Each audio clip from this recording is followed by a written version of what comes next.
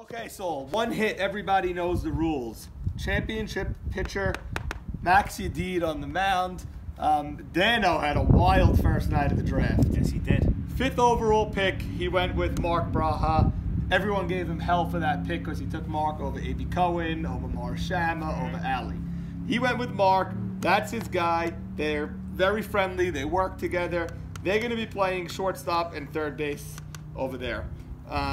Later on in the draft, after he traded down, he traded Reed back up to get Max Yedid. So that explains these three over here. Right. What do you think of all the moves he made and everything that Dano did? And I mean, the funny thing about Dano is that it seemed, like we said, on draft night, he was content with his picks. He was ready to go into the Sunday with like a load of picks in the 3rd and 4th round. And then he came storming back. Obviously, he's still dealing with the traffic violation in county court. Yes, he pulled up to DSN at around 95 miles an hour to trade for and draft Max Yedid. Yes, but at the end of the day, that is a very solid triangle of players. Yes. Okay, now in the outfield, DK is the best left fielder we've seen in a long time. This guy, defensively, is phenomenal. Carlos could hold his own in center, and A.B. Dweck playing right field this year. Always an adventure with A.B. Dweck. He'll make a diving play 2 times in a row, and then he'll miss a routine fly ball. We've all seen it a million times. But what a gamer to have on your team in A.B. Dweck. And where he got him so late in the draft, I absolutely love it. For sure. So defensively, I love this outfield. My concern with this team in general is going to be the bats. I don't know if they have enough of a lineup. You know, he drafted Mark. Mark batted under 500 last year. He didn't bat 600. He wasn't Joe Greenberg. He wasn't Steven Shalou. So Mark on this team has to be the main number 3 batter. Yeah, for sure. I think that, you know, they probably heard it a million times, but they did last week put up a pretty big 0 against Mikey Shalom and the Maccabees. And now, you know, we're not going to be the one to harp over that and say now they can't hit because on the first day they didn't hit a ball. But it is notable. You know, it is notable that they came up. Obviously, they could be rusty. Obviously, they could turn that all around. But, you know, team name one hit. Is that going to be a theme over the year, or are they going to get it together? I'm sure they'll get it together. Albert Gamal at first base. This guy used to hit the ball to the fences. We know all about Gamal, what he can do. He's had a couple of years off, and he looks like he's slimmed down and bulked up in muscle. So that could be a player to watch this year. And then a key thing, we left it blank. They have no catcher as of now. I don't know if Mike C is going to volunteer to catch. Albert Ern Levy, I've played with him a couple of times. He doesn't love catching. And Solomon Fallis, I can guarantee, is not going to catch. He wants to play center field, shortstop, third base. You know, he wants to play one of the top positions.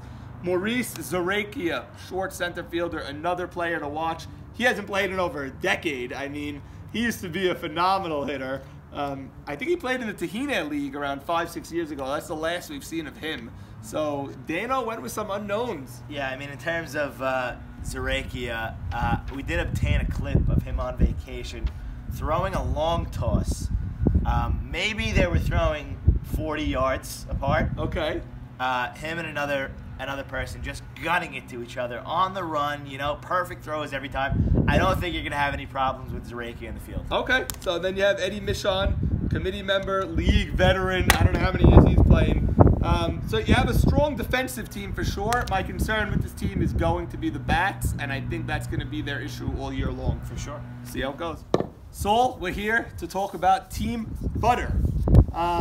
This team is a very tight group. They're very together. They're all friends. They go out together. They go clubbing together. They dine together. You have a very tight group of guys in Jigga, Matute Greenstein, Wayne Cohen, Z, Nabatesh, T-Pup. Those guys are all connected socially. You then throw in a Mo Haber at first base. You throw in a slugger in David Farka, one of the best hitters in the league in left field.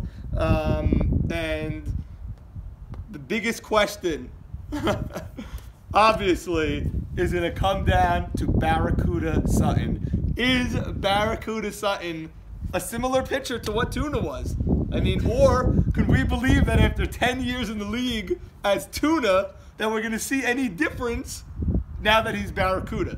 I mean, they do say with a name change comes a fresh start. Yes. So we'll see how far that takes them. I mean, there's definitely going to be, they're definitely taking a risk with this name change, because if Tuna does not perform, they're all going to go back to Tuna. If he does perform, he's going to become Barracuda, and this team is lethal.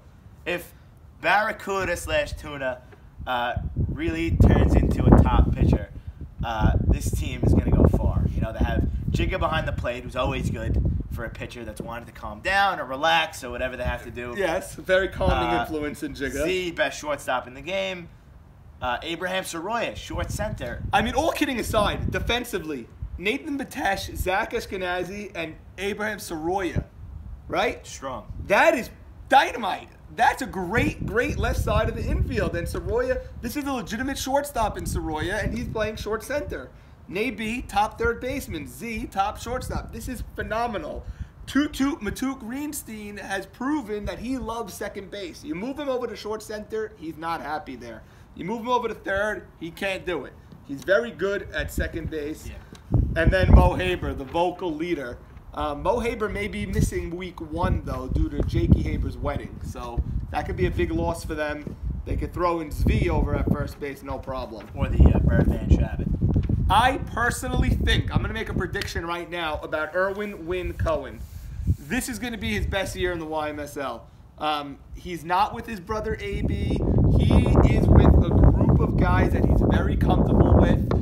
I really think he's going to be somewhat of like a co-captain on this team with Zach. He's going to be in his ear. He's going to bat where he wants to. I really think he's going to be very comfortable on this team, and I just have a very strong feeling.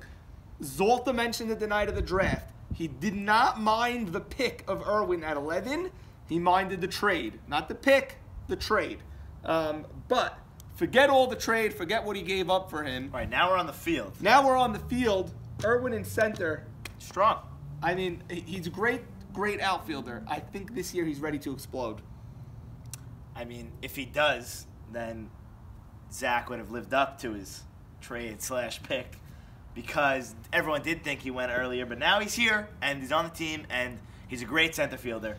So I guess we'll see. I was thinking about this team's lineup. I mean, Nathan Batesh likes to lead off, but I don't know if he's going to lead off on this team, because you could go straight to it. You could go Erwin leading off, Zach batting second, Farka batting third. I mean, how strong is that? You go straight to Haber to clean up the mess that these guys leave on the bases. And then you could go to your two batted over 500 again last year. This guy could hit. He could hit. You have hitters all across this team. Abe Soroya. Yeah, Abe Soroya can hit. Jigga can hit. So they have a very strong lineup. I love their defense. I love their chemistry. The only thing I don't know is about Barracuda Sutton. Can Barracuda Sutton lead this team to the playoffs? So, prediction. One hit, everybody knows the rules, against Barracuda Sutton and Team Butter. Any sweeps, any splits, what are you seeing? It's going to be 2 close games, although I do think that this lineup is lethal, and I think, like we said earlier, the question marks on one hit does not mesh great with this team. I'm going to give a sweep to Butter. And wow. I think that would cement the Sutton quest for a Barracuda name over a Tuna name. So I am dying to agree with you and give this team a sweep. I'm dying to do it because I love the guys on Butter. I love what they did over here. But I'm not sold on Barracuda Sutton just yet. I can't say that this team, minus Mo Haber, week 1. That is true. I can't say this team is going to sweep one hit. Everybody knows the rules, but I wouldn't be shocked. So I'm going to go with a split, but I'm very, very tempted to agree with you on the sweep. I like your prediction better than mine, but I'll go with a split between Butter and one hit. Everybody knows the rules. It's going to be a good game. All right. Thank you, Saul.